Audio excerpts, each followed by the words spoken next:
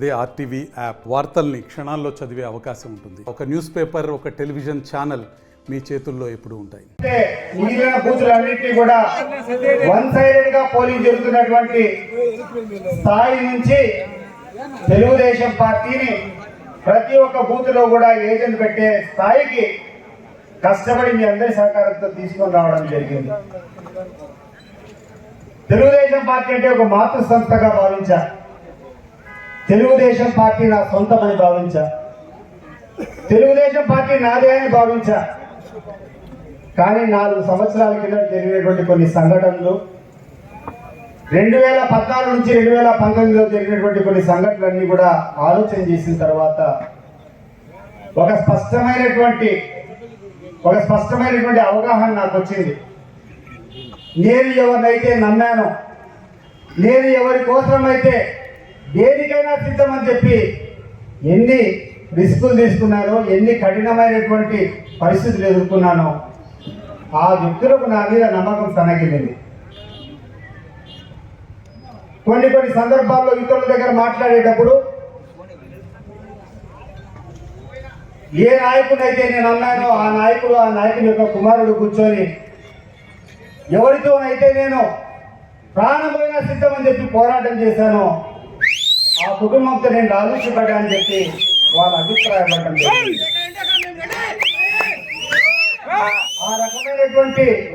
ఆ రకమైనటువంటి అభిప్రాయంలో వాళ్ళు ఉండాలని తెలిసినప్పుడు నేను పార్టీకి రాజీనామా చేసి ఇటువంటి పార్టీలో నేను ఉండడం సమంజసం కాదని చెప్పి నేను బయటకు రావడం జరిగింది. ఈ రోజు కూడా ఎక్కినటువంటి అనేక మంది కుటుంబ సభ్యులు, ఇక్కడటువంటి అనేక మంది నా అభిమానులు కానీ నన్ను అభిమానిస్తూ నాతో పార్టీని కూడా అభిమానించేటువంటి ఒక కార్యక్రమంలో ముందరికి వచ్చారు. ఎంతో మంది భాగస్వాములు అయినారు.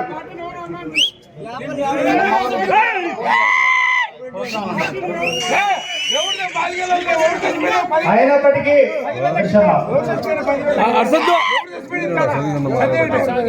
లాలూచి పడ్డాను అనేది ఒకటి. ఎన్నికలు వస్తే వాళ్ళు ఇచ్చినటువంటి డబ్బులు కూడా నేను దుర్వినియోగం చేసేటటువంటి ఒక అభిప్రాయాన్ని వాళ్ళు చేసుకున్నప్పుడు అటువంటి వ్యక్తుల దగ్గర కొనసాగడం, అటువంటి పార్టీలో కొనసాగడం మంచిది కాదని చెప్పి నేను బయటకు వచ్చాను. అది జరిగిన తర్వాత అనేక మంది నాయకులు నా దగ్గరికి వచ్చారు. ఇక్కడ స్థానికంగా ఉండేటువంటి తెలుగుదేశం పార్టీ నాయకులు ఎవరైతే నాతో మిత్రులుగా ఉన్నారో, ఎవరైతే నాతో కలిసి అడుగులు వేశారో గడిచిన 20 సంవత్సరాలుగా, అన్నా ఇది మన సొంత పార్టీ, నువ్వు ఈ పార్టీని విడిచిపోతే ఎట్లా, ఈ పార్టీలో నువ్వు ఉండాలా అని చెప్పి చాలా మంది నన్ను అడగడం జరిగింది. నేను వాళ్ళకి స్పష్టంగా చెప్పా, నాకు ఈ పార్టీ నుంచి ఈరోజు రాజీనామా చేయడం భయపడి కానీ, లేకుంటే ఏదో ఇబ్బందులు పడతానని చెప్పి కానీ, ఏదో స్వలాభానికి కానీ నేను పోవడం లేదు. మరి ఆదినాయకుడు ఈ రకమైనటువంటి అభిప్రాయం నాతో ఉండేటప్పుడు ఈ పార్టీలో కొనసాగడం కరెక్ట్ కాదు అని చెప్పి నేను వాళ్ళకి చెప్పాను. నాకు అత్యంత సన్నిహితులు కొంతమంది ఒక గ్రూప్గా వచ్చారు. సార్ అన్నా, మేము చంద్రబాబు నాయుడు గారితో మాట్లాడతాము, ఇవన్నీ కూడా అభిసిపోయేటట్లు మేము చేస్తాము అని చెప్పి నా దగ్గరికి వచ్చి నేను అనుమతించుకునే వాళ్ళు పోయి చంద్రబాబు నాయుడు గారిని అడగడం జరిగింది.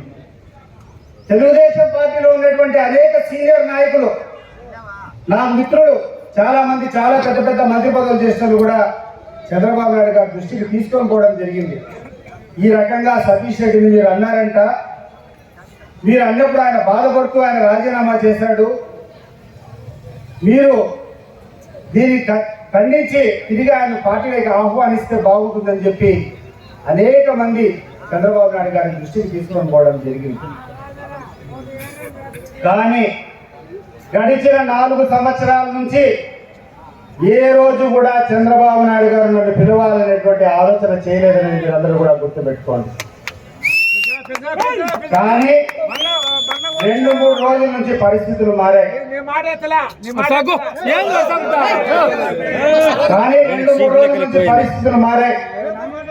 మరి స్థానికంగా ఉన్నటువంటి మన ముఖ్యమంత్రి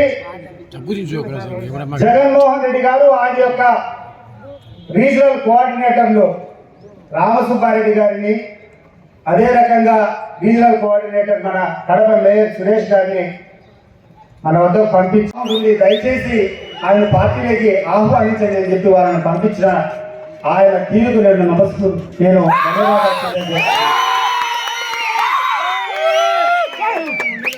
ఎవరి కోసం అయితే నేను సేవ చేశానో, ఎవరి కోసం అయితే నేను ప్రాణాన్ని పణంగా పెట్టి త్యాగం చేశానో, ఎవరి కోసం అయితే 25 సంవత్సరాలు నేను పోరాటం చేశానో ఆ వ్యక్తి నా గురించి పట్టించుకోలేదు. కానీ ఎవరితో అయితే నేను పోటీ చేశానో, ఎవరితో అయితే నేను భీకరంగా పోరాటం చేశానో ఆ వ్యక్తి వచ్చి స్నేహాస్తం ముందరికిచ్చి మీరు మా పార్టీలోకి రావాలని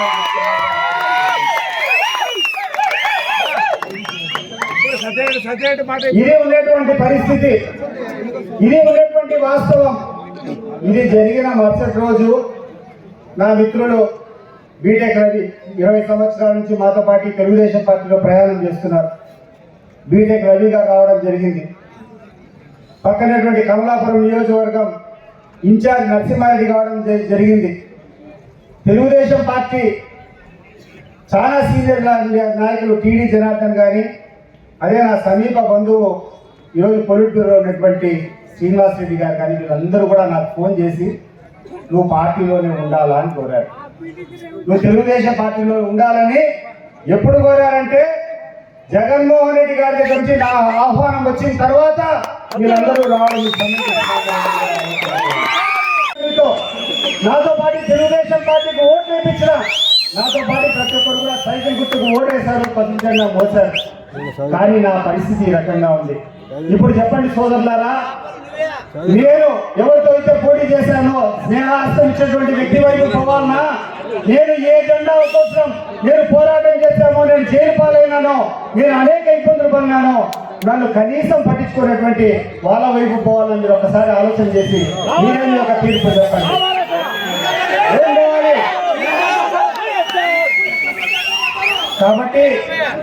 కాబట్టి ఈరోజు ఒకటే నిర్ణయం తీసుకున్నా. రాజకీయంగా నేను ముందరికి పోవాల్సినప్పుడు ఒక మనసున్నటువంటి మనిషి సపోర్ట్ నాకు కావాలి. నేను ఆ వ్యక్తి చంద్రబాబు నాయుడు గారని ఆ పార్టీ తెలుగుదేశం పార్టీ అని చెప్పి ఇన్ని రోజులు భ్రమలో ఉండిపోయినా, కానీ ఈరోజు తెలిసింది, 4 సంవత్సరాల కిందటే తెలిసింది, ఈరోజు మరింత దృఢపడింది. కేవలం వీళ్ళు అవకాశం కోసం వచ్చే వాళ్ళే తప్పితే మనస్ఫూర్తిగా ఎవరిని కూడా అభిమానించేటువంటి గుణం వాళ్ళకి లేదండి.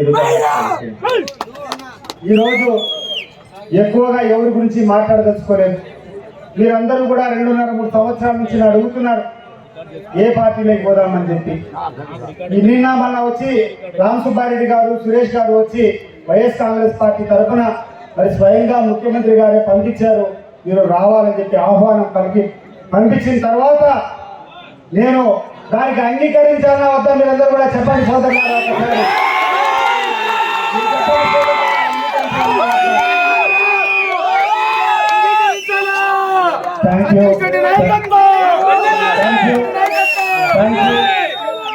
కాబట్టి మనస్ఫూర్తిగా మీరందరూ ఇచ్చినటువంటి అభిమానంతో, మీ అందరి అభిప్రాయంతో ఏకీభవించి రాబోయే కాలంలో ఏ రకంగా అయితే తెలుగుదేశం పార్టీకి గడిచిన 25 సంవత్సరాలుగా సేవ చేశానో అదే స్ఫూర్తితో, అదే శక్తియుక్తులతో, అదే కట్టుబాటుతో ఈ యొక్క జగన్మోహన్ రెడ్డి గారు పంపించినటువంటి ఈ యొక్క సందేశాన్ని నేను మనస్ఫూర్తిగా నేను యాక్సెప్ట్ చేస్తూ నేను దాన్ని ఒప్పుకుంటూ వైఎస్ఆర్ కాంగ్రెస్ పార్టీలోకి చేరేదానికి మరిన్ని వీడియోస్ కోసం ఛానల్ ని సబ్స్క్రైబ్ చేయండి. లేటెస్ట్ అప్డేట్స్ కోసం వాట్సాప్ ఛానల్ ని ఫాలో చేయండి.